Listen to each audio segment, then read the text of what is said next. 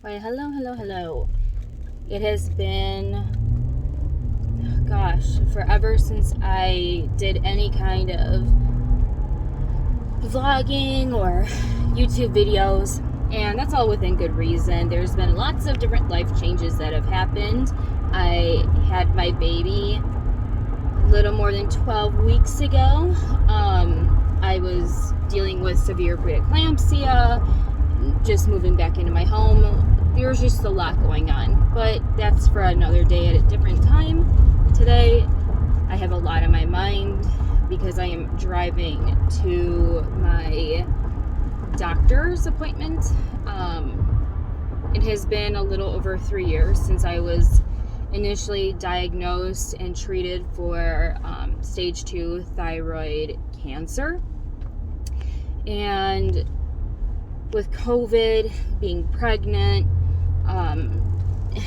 just like, the rigmarole of life, it has been, I think since 2020, since I last had an ultrasound. It is 2022, so it's been like a couple years since I've had, wait a minute, where did I turn now? I'm driving. So it's been a couple years since I had an ultrasound, and just to follow up, because the last time I had an ultrasound, I had a small nodule, lymph node nodule, in like where my thyroid bed was, and they were keeping an eye on it. And now that it's been a couple years since I have, went to have it monitored. Oh, 1 second. iPass. I had to use my iPass. Sorry. Since it's been a couple years since I've had it monitored, I'm gonna see if it grew, if it's still there, and just following up.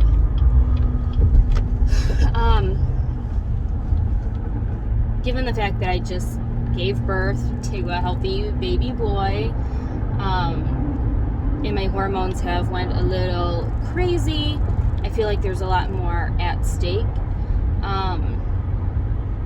and I'm really nervous.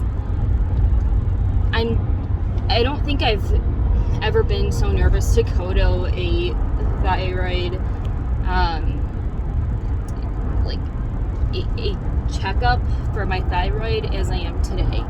And I think it's because when I became a mom, just thinking about a possibility of reoccurrence of cancer, even though thyroid is typically a more treatable cancer, just the thought of reoccurrence is terrifying, more so to me now than it was before I had my son. Also, something that I need to start working on a little bit better is I'm a planner, so I plan for future things, right? So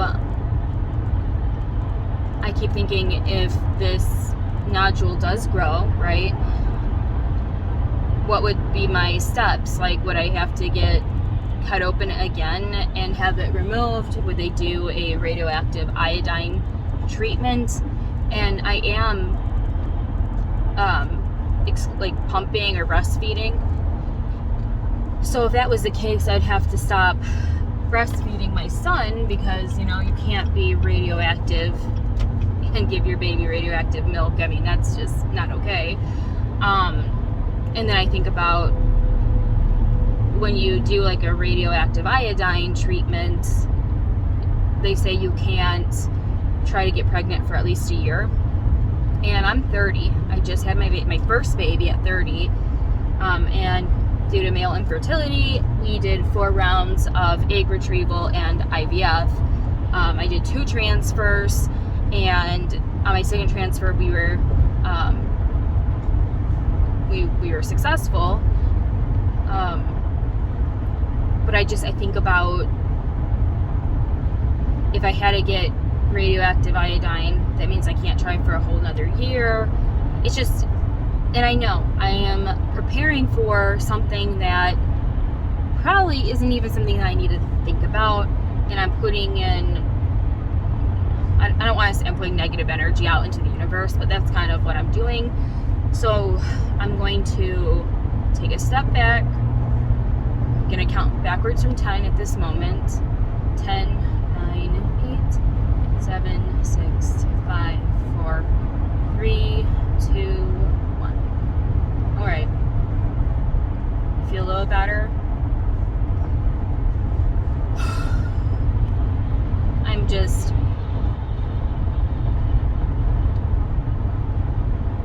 it's things I know will be okay. I personally have went through a lot, and it seems like within, recently, in recent years, my house catching on fire, having to rebuild it during a pandemic, living with my mom for 7 months when I hadn't lived with my mom since like 17 years old. That's when I went to school. Dealing with infertility, that was really hard, even just like the nitty-gritty of insurance and everything else, dealing with thyroid and thyroid cancer and all those appointments, and dealing with severe preeclampsia, which that was really hard. I actually gave birth to my son. I had an emergency C-section, and he came 4 weeks early. He didn't need any interventions. He was perfectly healthy, happy. He got discharged before I did. I ended up gaining 90 pounds through my pregnancy because, towards the end, I was gaining 7 or 8 pounds a day of water.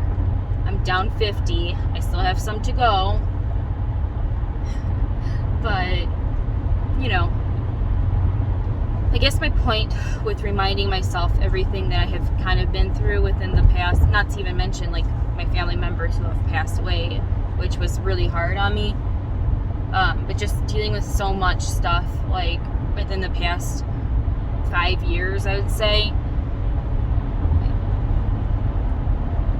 or 4 years, I think. I don't know, time is going fast, but dealing with everything I've dealt with and things feeling so heavy at the time, it made it out stronger, better. So whatever happens today, I know I will get through it. Good, bad, neutral, whatever it is, things will be okay. I have a great support system. I have an amazing husband. I have the most beautiful little baby bear, baby boy I've dreamt about.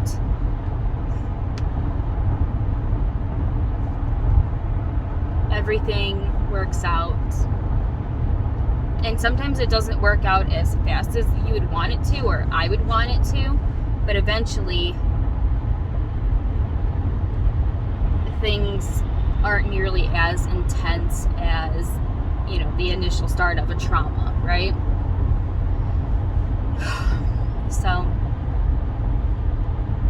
I've documented my thyroid journey basically from start, and I don't want to say it's finished, because until the day, my last day on earth, I will always be going through this journey, because I am fully medicated. I have to be regularly monitored for the rest of my life. During pregnancy, I had to have my blood drawn about every 4 weeks and tested for my thyroid levels, because typically, weight is a factor with your medication and everything else and your other hormones. So I had to be regularly tested to make sure that I was having enough thyroid hormone and not overly medicated, so that way my baby was healthy. So it's not like I haven't been monitored. I just haven't had an ultrasound on my thyroid in a long time, or lack of thyroid for that area. video might seem a little all over the place, and it very well might be, probably is, and this is just where my headspace is at. And when I started YouTube, because of my thyroid journey, it was a really good outlet for me just to kind of talk out loud and help make sense of what I was going through. And it became kind of like a video diary for myself that anyone that stumbled upon this channel could actually watch. My methomycel video did really well because it turns out a lot of people have similar reactions, and I think when they type in methomycel makes me itchy. That was a medication that I had to be on, like a beta blocker, before my total thyroidectomy. I think that video helps a lot of people, and anytime I get like a comment, I still respond, and it's been a couple years, so